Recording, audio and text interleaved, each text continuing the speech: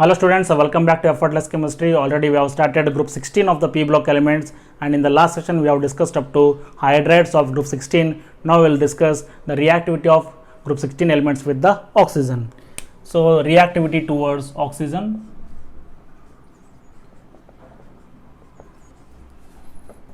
Reactivity towards oxygen. Always you keep in mind, these are the group 16 elements: oxygen, sulfur, selenium, tellurium. Okay, oxygen reaction towards oxygen is what? This oxygen is electronegative, and down the group what happens? Atomic size is increasing, means these three elements they will act as what? Electropositive. So oxygen shows what? Negative oxidation state, sulfur shows positive oxidation state here. So these elements they will show what? +4 and +6 oxidation state with the oxygen, so that they will form two types of oxides here. This is group 16, E I will write, and this is oxygen, and again E I will write oxygen. This is a -2 and this is -2, and for positive oxidation state of these elements there are two possibilities. They may show +4 oxidation state or +6 oxidation state. In case of +4 oxidation state they will form EO2 type of the oxides. In case of +6 oxidation state they will form EO3 type of the oxides here. Okay, two types of oxides are formed by the group 16 members, where E is what here? Other than oxygen. Oxygen is what? Here we have taken here. E is what here? E will be, you can take sulfur, selenium, tellurium, or you can take even polonium also. Okay, now I will write EO2 type of the oxides. In case of EO2 type of oxides, I will write first one.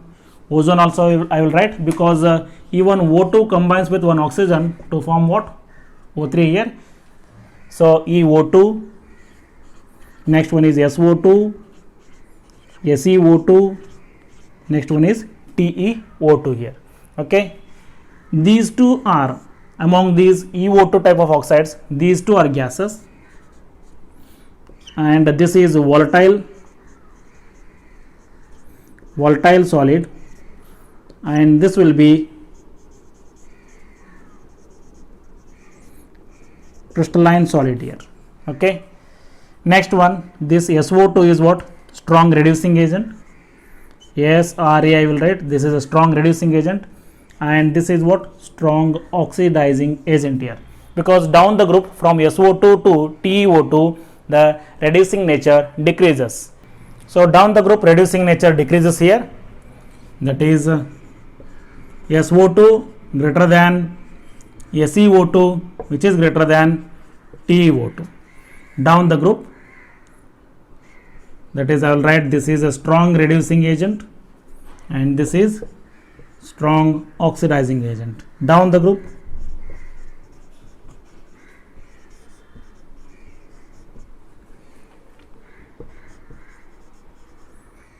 Reducing property decreases from SO2 to the TeO2. Okay, we will see what is the reason for that one. So the point is, we have discussed that SO2 is a strong reducing agent. In case of SO2, if you write, the oxidation state is what here? +4 here. So it undergo what? Oxidation. It may undergo oxidation to form what? SO3, so that where the oxidation state is what? +6. Since it undergo oxidation, it acts as what? Reducing agent here. Okay, that's why it is a strong reducing agent, I have said, because it undergo oxidation, it acts as what? Reducing agent. The same thing may happen in case of SeO2 also. SeO2 may be converted into SeO3 here, where the oxidation state is +4 and this is what? +6 here. Since this also undergo oxidation, it must also what? Act as reducing agent. But in case of Se, +6 oxidation state is not stable due to the inert pair effect. That's why in case of sulfur, +6 is more stable, hence it will readily convert into +6. That's why it is a strong reducing agent as compared to the SeO3 here. So this is what the reason behind the strong reducing property of the SO2 here. Next thing, even if you Next thing, you can compare the acidic nature also. Acidic nature decreases down the group because electronegativity decreases down the group, SO2 and SeO2, and another is PeO2. Among the EO2 type of the oxides, acidic nature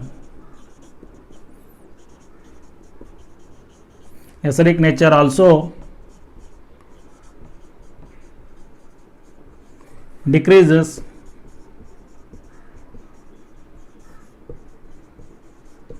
down the group here. So this order is what? Same for the reducing property as well as for acidic property. Down the group, acidic nature decreases because what happens? Electronegativity of the atom decreases. So more electronegative atom with oxygen is acidic in nature, less electronegative with oxygen is what? That is less acidic in nature here. Next point, in case of EO3 type of the oxides, this is sulfur, SO3, next SeO3, next is what? TeO3. In case of EO3 type of the oxides, these three will form what? EO3 type of the oxides. Then again acidic nature decreases down the group with decrease in the electronegativity of the central atom here, sulfur, selenium and tellurium. Sulfur, selenium and tellurium. So here acidic nature decreases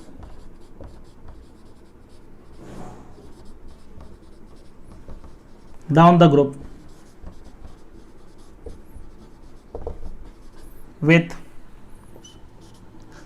decrease in electronegativity of central atom,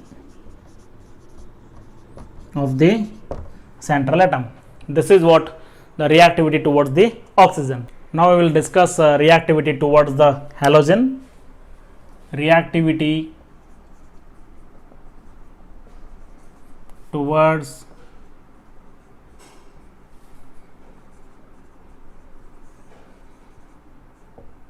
halogens. Okay, first one, we know that if I take group 16 element, that is group 16 element is E and halogens are what? X here.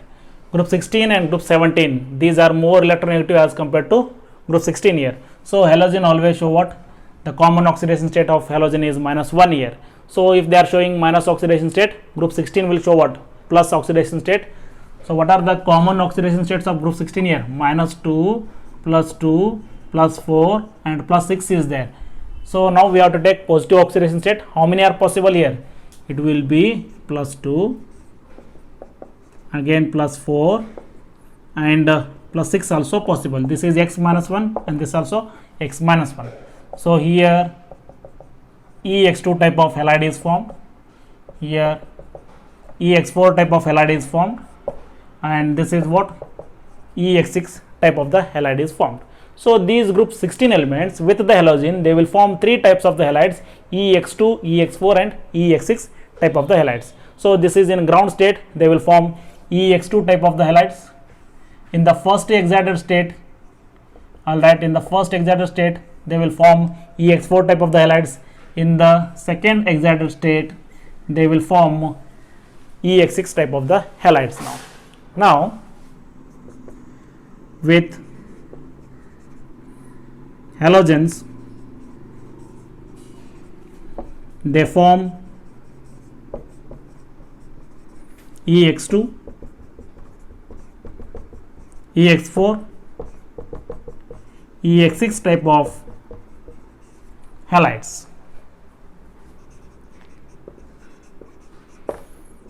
The stability of the halides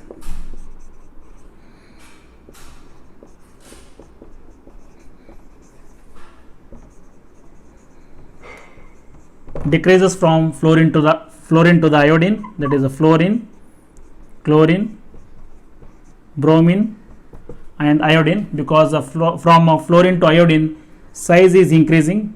With increase in the size, steric hindrance increases. Because of that, the stability of the halides decreases from fluorine to iodine. Next point, among the hexahalides, first we will discuss hexahalides. I'll write EX6. Among hexahalides,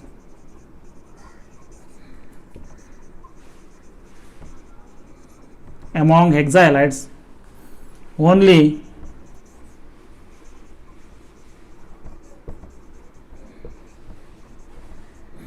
hexafluorides are stable. Hexafluorides are stable and they exist in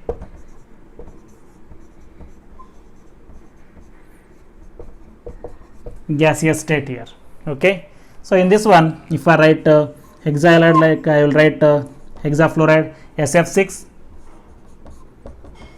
SeF6, again TeF6. Again this in case of hexafluorides, their stability decreases down the group from SF6 to the SeF6 to the TeF6 here. Okay, now we'll see the structure and hybridization of these hexahalides. So suppose if I take a hexahalide like EX6, the central atom is E here, which is having a 6 valence electron, group 16. Out of these 6 valence electrons, 6 electrons are utilized for the bond formation with what? 6 halogens here, like this. 6 electrons are utilized for the bond formation. Totally there is a formation of what? 6 sigma bonds. 6 sigma bond means their hybridization is sp3d2 it is. For example, I will write SF6 here. Example is what? SF6. Again this also having 6 sigma bond. Its hybridization is sp3d2. Then sp3d2 means what is the shape of the molecule here? Octahedral. 6 sigma bonds are there. Out of the 6 sigma bond, 4 sigma bonds are present in the square plane, like this. Here also fluorine. At the center, your sulfur will be there here, and this is fluorine, this is fluorine, and this is fluorine. Above the plane, 1 bond, and this is what? Below the plane here. Total 6 sigma bonds are there. 4 sigma bonds are present in the square plane. One is present above the plane and another is present below the plane, so that they are having octahedral shape like this. EX6 type of halides, they are having octahedral shape here. So the shape of the molecule is octahedral. This is about EX6 type of the halides. Among EX4 type of the halides, I will write SF4, SeF4 and TeF4. In these three, this is a gas and this is a liquid and this is a solid, because down the group what happens, molecular size increases, force of attraction increases. That's why their physical state is changing from gas to liquid and liquid to gas in these tetrahalides here. So what is the shape of this tetrahalide? Example we will take, this is in case of EX4. So what is the shape of the so what is the shape of the tetrahalides here?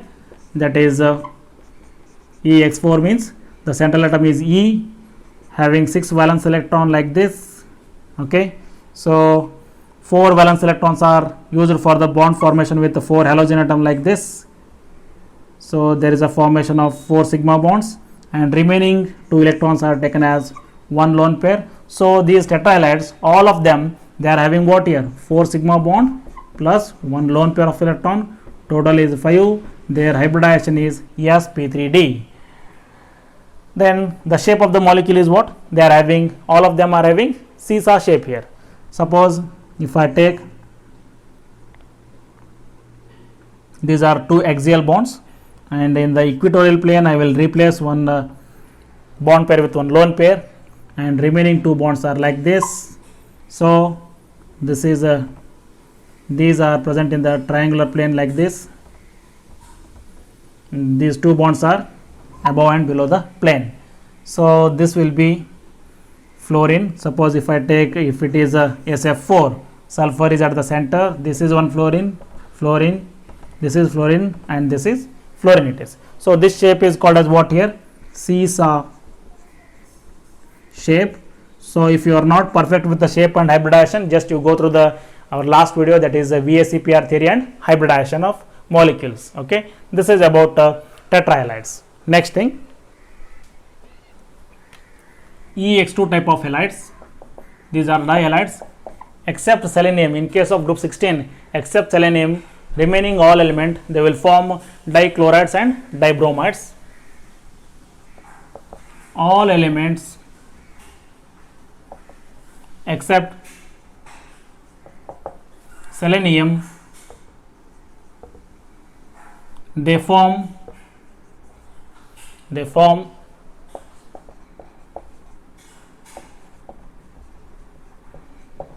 dichlorides and dibromides.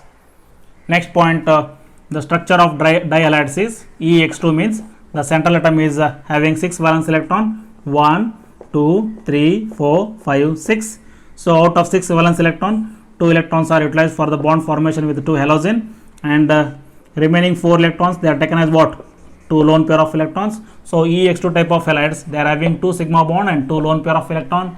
So that the total number is 4 means they are having sp3 hybridized, then 2 lone pair like this and 2 bond pairs.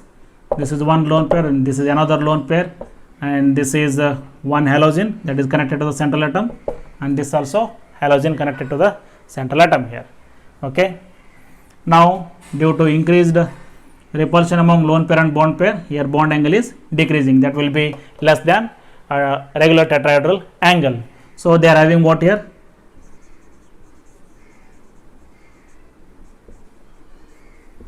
Angular shape, okay, or bend shape. This is about dihalides of group 16.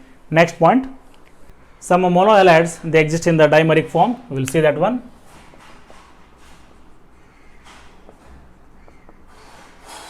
Monohalides exist in dimeric form.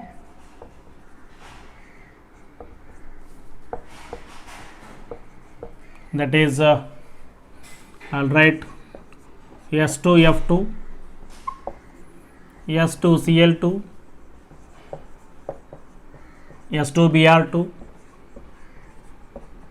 Se2Cl2 and Se2Br2. These are the monohalides which are existing in the dimeric form. These dimeric monohalides,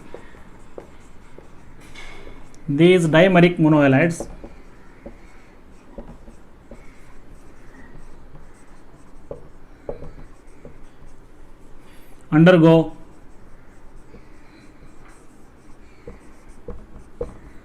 disproportion.